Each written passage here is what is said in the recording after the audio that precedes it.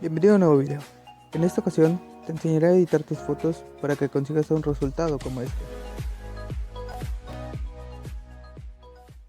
Para hacer este efecto necesitamos dos aplicaciones. Iniciaremos con Pixar. Elegimos la foto de nuestra preferencia. En mi caso yo la recortaré, ya que quiero que el aspecto asimile al de un retrato.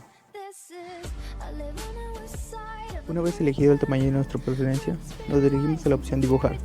Elegimos el borrador y en la sección de capa nos posicionamos en nuestra fotografía. Y con mucho cuidado procedemos a eliminar el fondo de nuestra fotografía.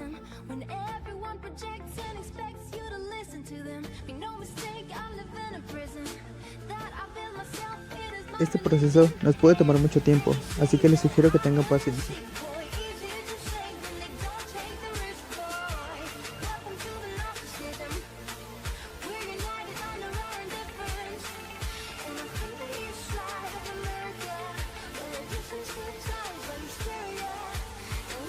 Una recomendación que yo te hago es que cuando termines, vayas a capa, posiciona tu foto encima de una capa vacía, agrega una nueva.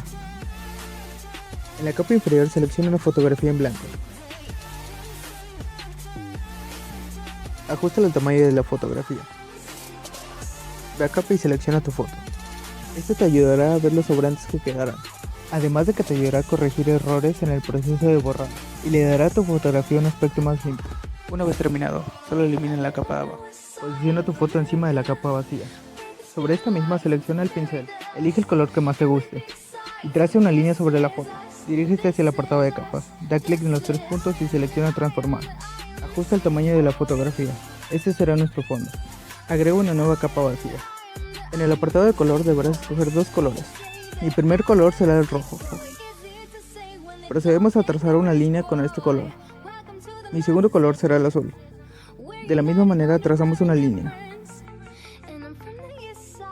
Una vez terminado este proceso, nos dirigimos hacia el apartado de capas. Damos clic en los tres puntos y elegimos transformar. Damos clic en el apartado de mezcla y elegimos multiplicar. Puedes mejorar el resultado dando clic en transformar. Posiciónalo de la manera que más te guste. Presiona sobre los tres puntos y da clic en mezclar. Para guardar la imagen solo da clic en los tres puntos y guardar imagen. Este fue el resultado.